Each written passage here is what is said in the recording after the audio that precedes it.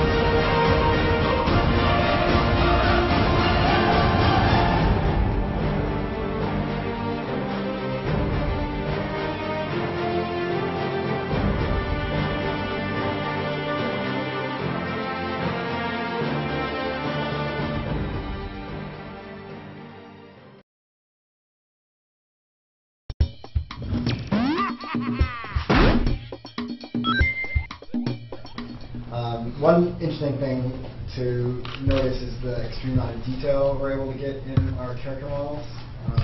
And you can take a look at what it looks like when you render it in wireframe. So you turn off all of the surfaces of the polygons, and we're only rendering the edges of them.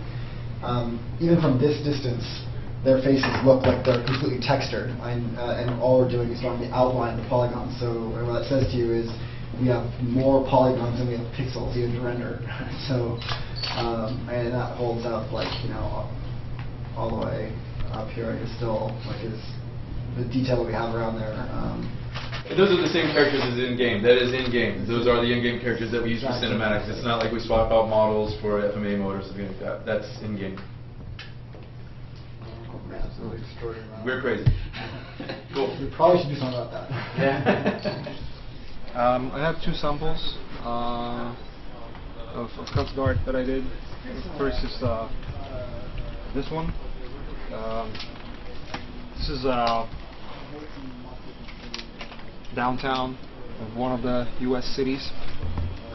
Nothing specified. I tried to be generic enough so we can decide later on where does this take place. And this is, you know, imagine something happened here. You can just think it yourself. Whether people were running away from something and abandoning their cars, or maybe there was a riot going on. You don't know. It was left like that for many years. So the nature started to creep in and overtaking the land. So one of the compelling things about in Naughty Dog's fashion, like, we want to make sure that we still retain the beauty. It's not about just pushing the technology, but it's also making sure that it comes across as a true Naughty Dog project, which is luscious beauty, like an environment that you want to spend time in. It's extraordinarily important, and Miche is capturing that here.